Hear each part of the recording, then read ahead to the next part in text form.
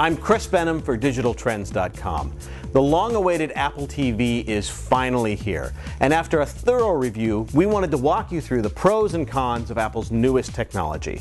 To help us with that is Jason Tomczak, our resident Apple expert. Hi, Jason. Hey, good to be here. What everyone wants to know is this new technology what everyone is expecting it to be, or does it fall a little bit short? Well, I think it's a little difficult to say that any product is going to meet everyone's expectations. But as far as what Apple has advertised that the Apple TV is supposed to do, it absolutely does, and it does very well.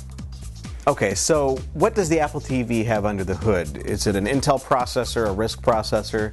What kind of storage are we looking at?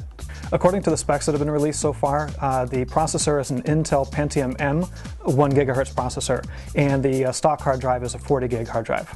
Tell me a little bit about the setup process. Was it pretty easy to get set up, or were there any challenges you experienced? Well, obviously one of the benefits of using an Apple product is getting a very easy setup process and very intuitive menus. I found that setting up the Apple TV was amazingly simple, took less than 5 minutes, and I can say without a doubt that non-techies, people like my mom, people like grandparents, could probably set it up in about 10 minutes without much hesitation. So, Apple's famous for having really elegant, intuitive interfaces. Does the Apple TV live up to that reputation? Oh yeah, without a doubt. As you can see on the TV here, the Apple TV menu is set up pretty much like an iPod or like Front Row would be set up. You have a hierarchy of options. You can watch movies, TV shows, music. You can check out your podcasts. You can even browse photos from your home library. And it's very simple. You use the remote. You can move into these different menus and find yourself the content that you want to watch. Pretty simple. Great. Yep, just like an iPod. How do I get all of my music and photos and videos onto the Apple TV? Is the wireless my only option? Well, wireless is definitely not your only option. It is definitely the preferred option, but for people who have slower wireless networks, or if they have large iTunes libraries that might take, say, for example, like 3 or 4 hours to synchronize with the Apple TV, there is an Ethernet port built into the back of the Apple TV, and you can easily hook it up to a wired LAN or possibly even directly to a computer's LAN port. And you can transfer your movies and your music that way, and it'll save you probably 75% in time. Great. Yeah. With the Apple TV, can you record directly onto it like you would with a DVR, or put in a DVD or CD and get rid of your DVD player? Well, the Apple TV is definitely not a DVR. You can't record directly using the Apple TV, so it's not going to replace a TiVo. It's not going to replace a DVR. If you do want to watch movies, you're going to have to basically use iTunes or some other program in order to convert your home library DVDs into an iTunes format. You can also download movies, obviously, using iTunes, and the same goes with your music. If you want to listen to CDs using the Apple TV, you move them into iTunes and then synchronize with the Apple TV. So what system did you test it on during your review, and what were the results? Well, personally, I used as a primary machine my MacBook Pro Core 2 Duo, and as a secondary machine I used a MacBook. And I was using an Airport Extreme base station running 802.11n. And of course I did test it out using 802.11b and G, just so I could kind of feel how slower systems would respond using the wireless connection. And I was quite surprised with the results. 802.11n and B and G respectively ran content pretty flawlessly. The video content that played on the TV looked as if it was running directly off a computer. There was no stutter, there was no lag, there was no skip in sound, no pixelations, nothing like that. So it was as pristine as I could imagine it would be. And of course, I was using Mac systems, but Windows XP Pro and Windows XP Home also work with the Apple TV. Now, we've heard that the Apple TV has a tendency to run a little bit warm. I guess you did some extensive heat tests on it. What were the results? Well, the first thing is warm is a relative term.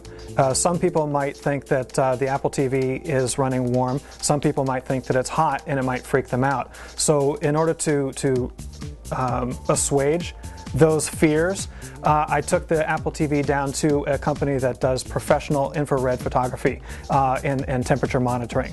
And what I found was that the Apple TV prior to syncing generally runs about 98 degrees, which is close to body temperature, external body temperature.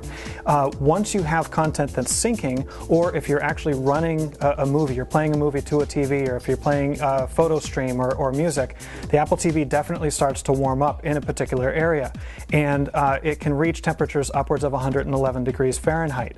Now, to the touch, that feels very hot, and I don't know if according to Apple, whether or not that is within spec. There's a lot of speculation as to whether that's in spec or not, but it's definitely warm enough that you would definitely not want to put anything on top of the Apple TV, and it may actually help to have a little bit of airflow underneath the Apple TV as well to keep it from insulating itself on a hard surface.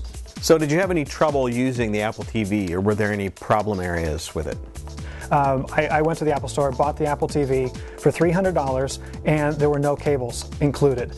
And HDMI cables or component cables run roughly about $20 at the Apple Store, and I just thought that Apple should have thrown in a cable. So that was the first issue. Second issue is when I did hook it up to a brand new HD TV using HDMI, I noticed that there was some ghosting on the screen, really bad ghosting and pixelation, and that was only fixed with a replacement Apple TV. I tried numerous HDMI cables, and I got the exact same result. So when I got the second Apple TV, it was actually quite stunning, the quality of video through HDMI. The only other thing that I found a little bit questionable was the fact that the Apple TV doesn't have a power switch. Typically, these days, people are thinking green. They like to be able to turn off their equipment, and not only to save the environment, but perhaps extend the life of the product. And I couldn't find a power switch on the Apple TV. And it turns out that the only way to turn it off is either to put it in sleep mode. When you put it in sleep mode, the actual components are still moving. If you put your ear to the Apple TV, you can still hear the hum and the whir of, whether it's the CPU fan or the GPU fan or the hard drive or whatever's still moving in there is still going, so you're still using power. The only way to turn it off, no power whatsoever, is to unplug it, which can be a real pain for people. If they have it in their entertainment system, they're going to have to reach in and pull the plug, or find a power switch and turn that off. Beyond that, I thought that the Apple TV performed quite well. Another thing that I noticed is that the Apple TV is very limited in the video formats that it can play. It plays iTunes compatible video, which means that you either have to download content directly from iTunes or convert files into an iTunes compatible format, which would be H.264 or MPEG-4. The reason why I thought that was a little bit iffy is that one of the most popular formats out there right now is AVI.